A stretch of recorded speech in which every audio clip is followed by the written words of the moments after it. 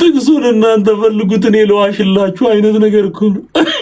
እኛ ብንፈልግ አጣን፣ ብንፈልግ ከየት እናምጣ? እግዚአብሔር ሰይጣን ይጠብቃል። እግዚአብሔር ብርሃኔ ነው ካልክ መብራት ለምን ትጠቀማለህ የሚል ሊቅ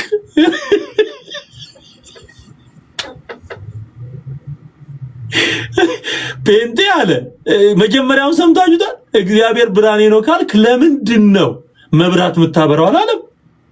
አቤት አቤት እውቀት፣ አቤት እውቀት፣ አቤት እውቀት። ስማው ቀለል ሲል እኮ ቤተክርስቲያን ነበር መምጣት የነበረብህ። ሳለ አጋንንት ሰው አዳምን ያሳቱበት ምሳሌ ስለሆነ ይህ ሰው ነው። ይሄ አይደለም ይሄኛው ነው እንጂ ቆይ አንድ ቤትያው ብርሃን ማን ነው ብትል ክርስቶስ ነው ብርሃን ይላል። እንግዳማ ፀሐይ ናት። ክርስቶስ ብርሃን ከሆነ ማታ መብራት አታብራ።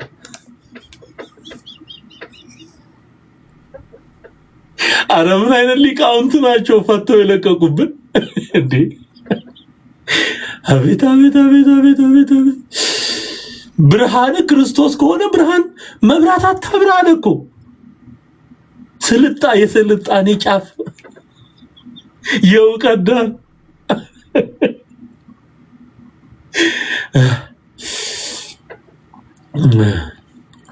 እኛ ማርያም ወይም መላእክት መድኃኒት አዳኝ ናቸው ቤዛ ናቸው ምናምን ብለን ስለማንናገር በቃ የዚህ ያንቃቸዋል።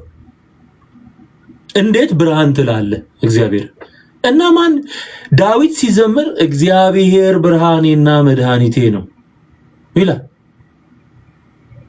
ኢየሱስ ክርስቶስ ራሱ እውነተኛ የዓለም ብርሃን እኔ ነኝ አለ።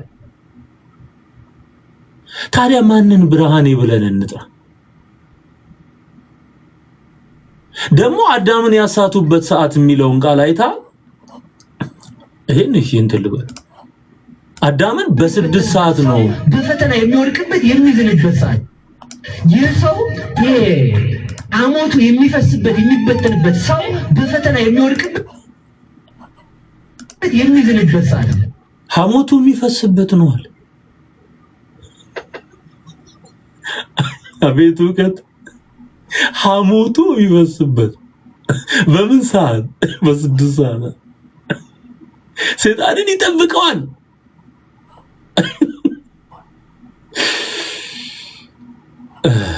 ቴንክ ዩ አጋፔ። ጥሩ ጥቅሶችን ነው እያወጣ ያለው። አዎ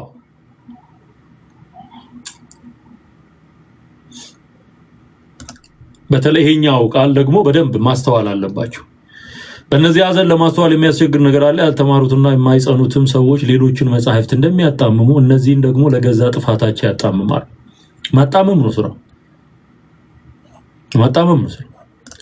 ራዕይ ዮሐንስ ምዕራፍ 12 ቁጥር 7 እና 8 በሰማይም ሰልፍ ሆነ፣ ሚካኤልና መላእክቱ ዘንዶውን ተዋጉ፣ ዘንዶም ከመላእክቱ ጋር ተዋጋ፣ አልቻላቸውም፣ ከዚያም ወዲያ በሰማይ ስፍራ አልተገኘላቸውም ይላል። አሁን መጽሐፍ የሚነግርህ በሙሉ የሰይጣንን መውደቅ ነው። የዓለም ብርሃን ነኝ የሚለው ማለት ነው ክርስቶስ ኢየሱስ። በቃ የእንትኳ ታሪክ ወደ ታች ብትፈለግ አትገኝም፣ እዛ ወደ ላይ ተቃራኒውን ነው የምትሄደው እንዳለ ሰውየው እንደዛ ነው። በቃ እንደዛ ነው።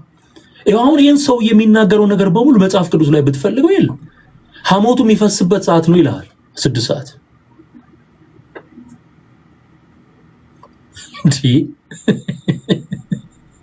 ይሄ ክደት እንኳን ሐሞት ደም ያፈሳል። ይሄ ከባድ ክደት ነው። በጣም ከባድ ክደት ነው። አዝግ ነው በቃ።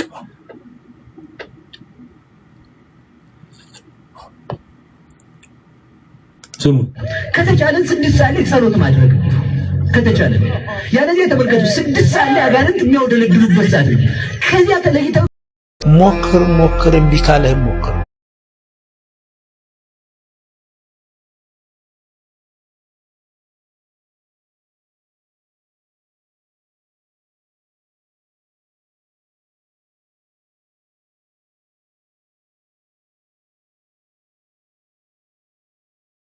ብትልም ወይም ባታምንም በኢየሱስ ባታምንም ትድናለህ። ወይም በኢየሱስ ክርስቶስ አለማመን አያስፈረድብህም። በኢየሱስ ክርስቶስ አለማመን አያስፈረድብህም። አስበው ቤተክርስቲያን እኮ የሰጠችን ምን የሚል ነው? የጌታዋን ቃል ማለት ነው። ቤተክርስቲያን የሰጠችን በዚህ የጌታዋን ቃል ምን የሚለው ነው? የጌታዋን ቃል በልጁ የማያምን ይፈረድበታል፣ አሁን ተፈርዶበታል የሚል። ስለዚህ ያመነና ባላመኑና ባመኑ መካከል የዕዳው የመከፈል ልዩነት የለም። ዕዳው እንደተከፈለ በማመንና ባለማመን ውስጥ ነው ልዩነት ያለው። ስለዚህ በክርስቶስ የማይል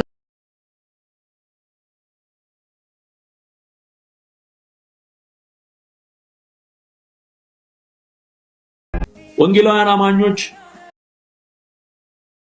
ሰውነታችን ውስጥ ይሄን ያክል ደም አለ። የደም ዝውውራችን ደግሞ ይሄን ያክል ስኳር ነው በቀን ውስጥ መቀበል የሚችለው። ይሄን የሚያክል ስኳር ደግሞ ከ50% በላይ የሚሆኑ ኢትዮጵያውያንና ልጆቻችን በየቀኑ የምንበላው የስኳር መጠን ነው። ስኳር አይናችን ውስጥ ሲገባ ግላይኮማ ይባላል። ስኳር አይምሮ ውስጥ ሲገባ ደግሞ የአይምሮ ድክመት ይባላል። ስኳር ቆዳ ውስጥ ሲገባ ደግሞ ማርጀት ይባላል። ስኳር ፓንክሪያስ ውስጥ ወይም ደግሞ ቆሽት ውስጥ ሲገባ የስኳር በሽታ ይባላል። ስኳር ጉበት ውስጥ የጉበት ስኳር ይባላል። ስኳር ልብ ውስጥ ሲገባ ደግሞ የልብ በሽታ ይባላል። ስኳር ኩላሊት ውስጥ ሲገባ ደግሞ የኩላሊት ፌሊየር ይባላል። ሰውነታችን ወይም ስኳር ሳይሆን ችግሩ ከመጠን በላይ እኛም ሆነ ለልጆቻችን የምንሰጠው የስኳር መጠን ነው። ስለዚህ በጤናማ መንገድ ክብደታችሁን መቀነስ የምትፈልጉ ከሆነ ኮሜንት ላይ ስኳር ብላችሁ ጻፉልኝ፣ መልእክት ልክላችኋል። ሰውነታችን ውስጥ ይሄን ያክል ደም አለ። የደም ዝውውራችን ደግሞ ይሄን ያክል ስኳር ነው በቀን ውስጥ መቀበል የሚችለው። ይሄን የሚያክል ስኳር ደግሞ ከ50% በላይ የሚሆኑ ኢትዮጵያውያንና ልጆቻችን በየቀኑ